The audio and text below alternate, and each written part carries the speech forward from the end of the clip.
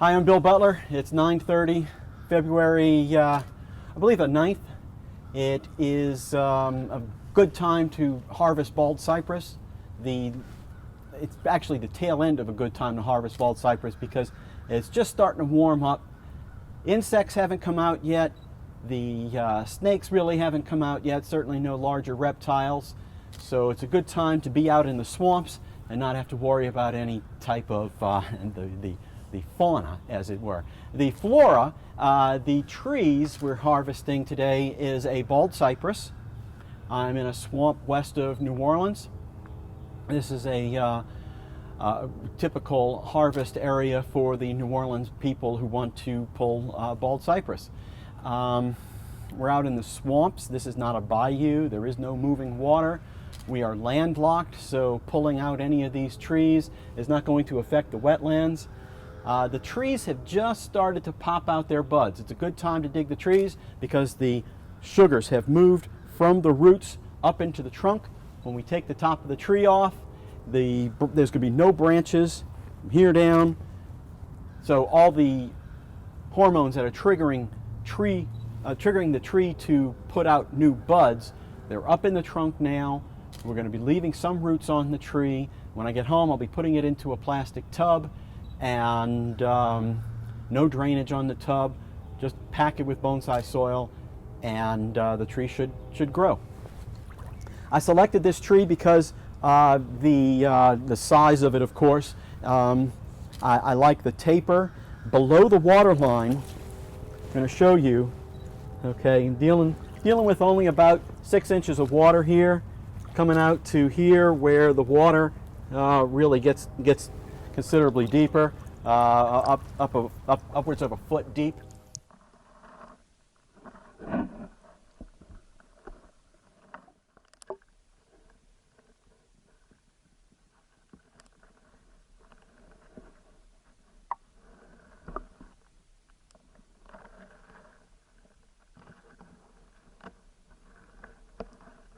I'm going to start digging around the tree by using a pruning saw. This one I got from Lowe's. It's got nice big teeth on it. I'm going to be cutting around the tree trunk to pop the roots, but popping the roots really only comes through tension. So I've got this cable pull here. Some people call it a come along. I got this at Harbor Freight for 10 bucks. It's not the fanciest one around. I'm not going to tell you that you're going to have the best results with this as opposed to something more expensive, but I caught it on sale for 10 bucks. I'm happy with it. I've been pulling trees with this now for, this will be my 3rd year.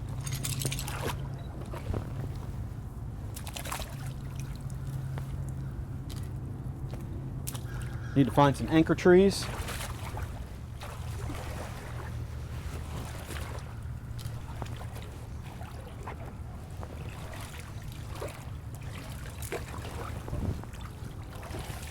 Never forget where you put something in the swamps. Once it's gone underwater, it's gone. There are a couple of different levers in here for pulling the cable out. Figure out how this works before you come out here.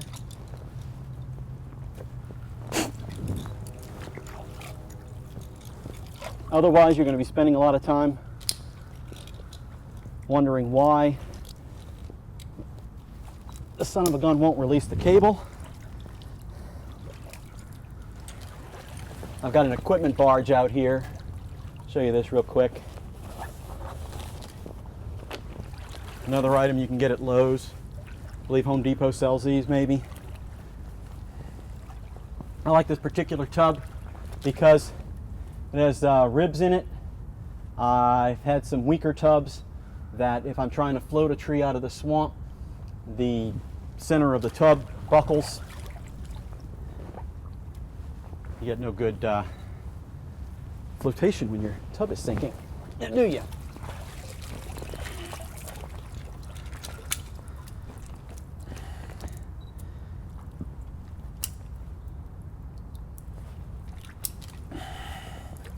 Now, to get the most out of this guy here,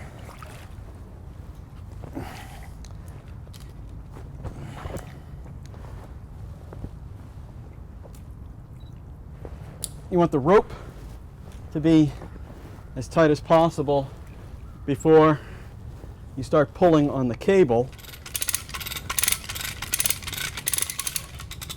This tree is about 30 feet tall.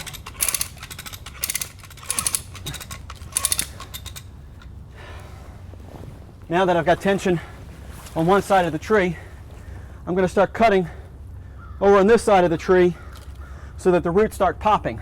One of the benefits of this is that as the roots pop, as I cut with the saw, the gap is going to widen. This is going to be pulling the tree, pulling the gap wider. If I wasn't using the rope and the cable pull, you would not be getting the widening gap. And as you're cutting, you'll feel in there one more time, you'll go to cut again, you won't be cutting in the same gap, you'll be recutting the same roots. Why waste that much effort?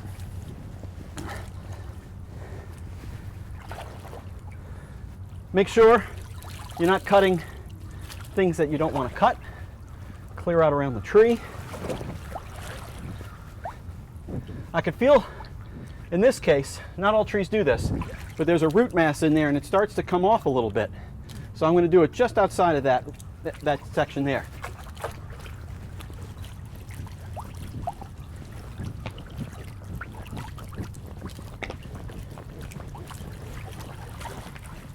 I can hear the tree giving up its tension.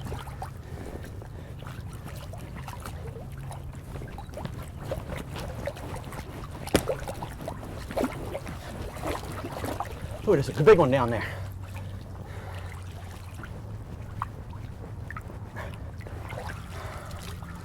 All right. Let's pull from the other side. Back here.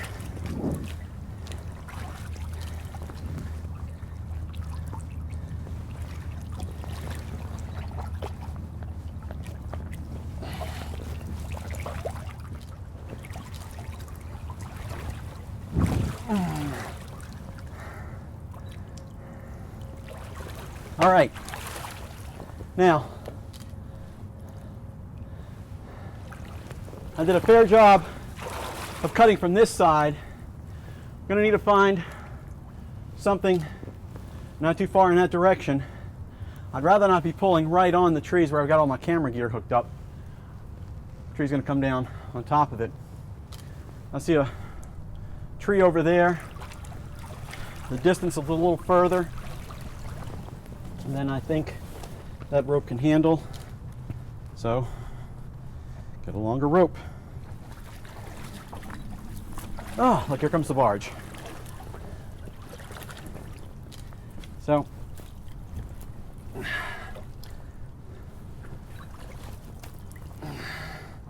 another rope. I'll set that down.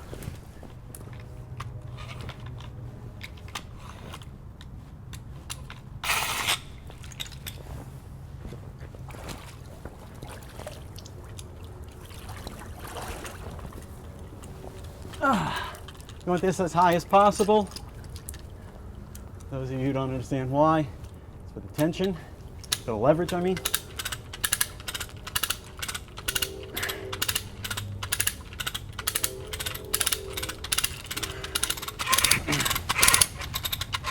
That's as far as it'll go.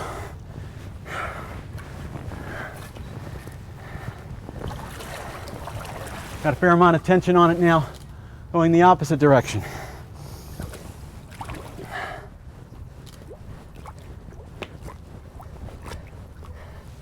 Lots of good popping going on. Tells me, oh, that was a good pop. Could hear it all the way up in the top of the tree. Release the tension, take the top of the tree off. Then I can start using the tree as a lever towards its own demise.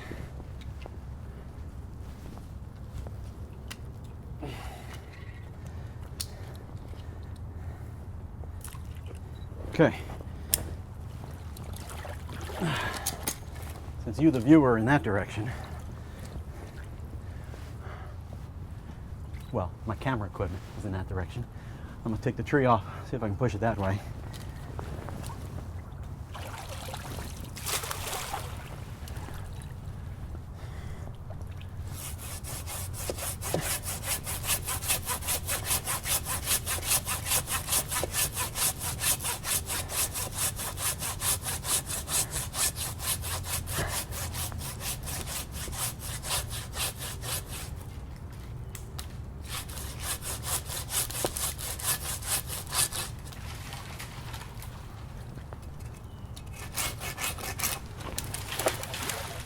Measure that later, find out what I've got.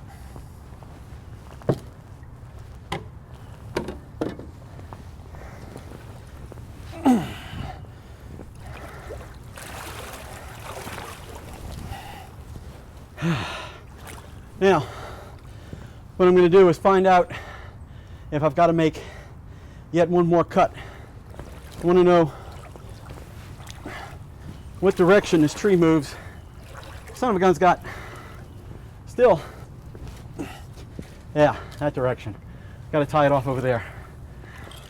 I'm anchoring a little closer this time, and I've got a long rope that I'm using. The slip knots that I use to anchor the trees, anchor the cable pull to the trees, once I've put tension on them, they don't want to come out. I'm not going to be able to get them out by hand. However, the knot that I'm about to put on this guy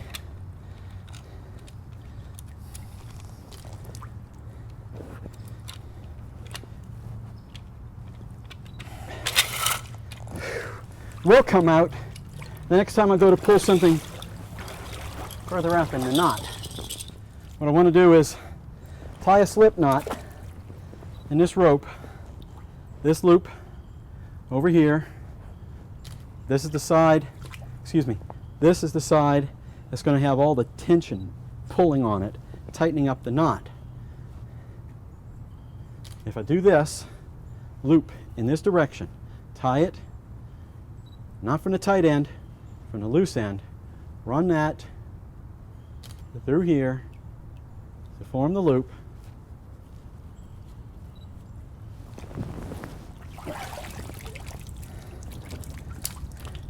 This is going to cause tension on the knot, but not on the loop. So that when I pull this tight, this is going to put tension on the knot. I'll be able to get this loop off. I'm not worried about any rope burn on the tree. The final styling of this tree is not going to include that part. Oh, I can hear the roots popping as I bring this down. So finishing this tightening up really isn't going to make much of a difference. He's done. Now, so I don't lose this, I'll put this over there. I can see the rope. All right. Now,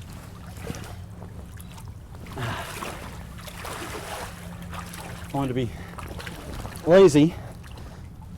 I could pull the rope on the other side, but for all the effort, he's already ready to come up.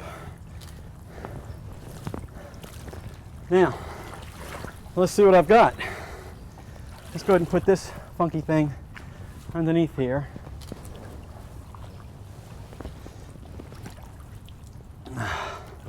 How's that look? It's got some nice flares on it. Let's turn it around a little bit.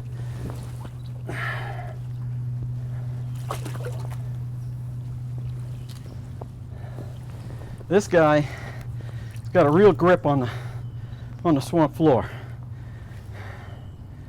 This is still way too large for me to take out of the swamp. It's also got a lot of clay on the bottom. I knew I'd find this here. This particular area of the swamp, there's a lot of this blue clay. We call it blue clay. So let's get started on trimming it.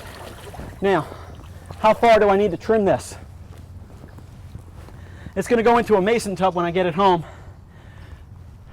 Smaller than that. So that's only going to be 5-6 inches deep.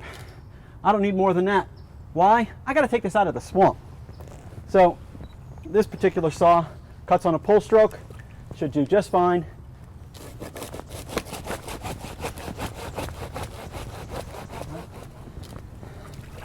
I don't need it.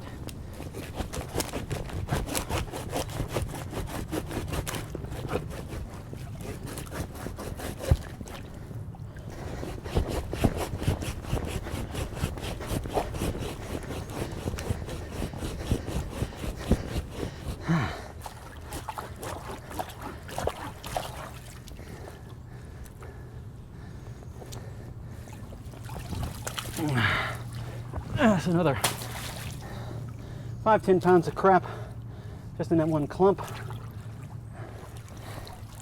How's that? Look good? It's got a nice base on it. I think it's gonna fit into a pot just fine.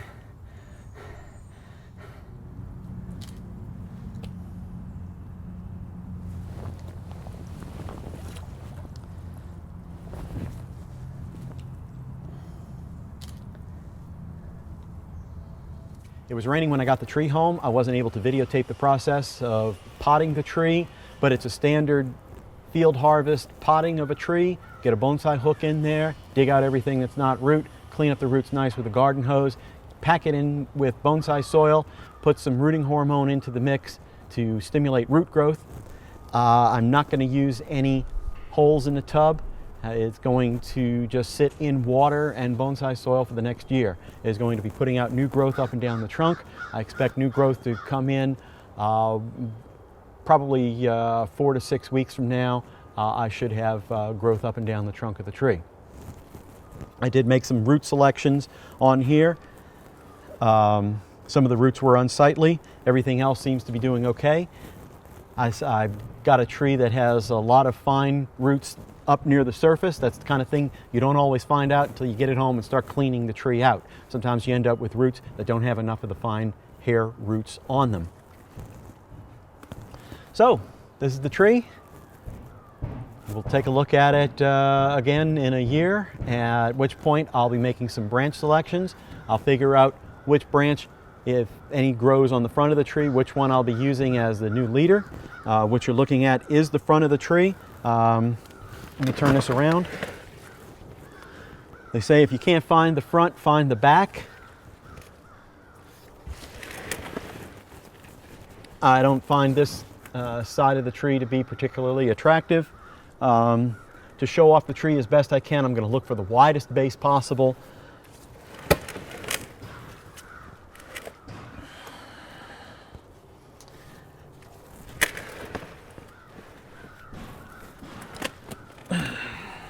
Perhaps I'll come up with another front in the future, but for now it's going to be this. I like these strong tendons on the tree. They give it a sense of strength and stability. The styling of the tree is going to be pretty much a traditional upright redwood style. First branch, second branch, back branch, and so forth. So we'll see how this tree comes out, and thank you for watching my video.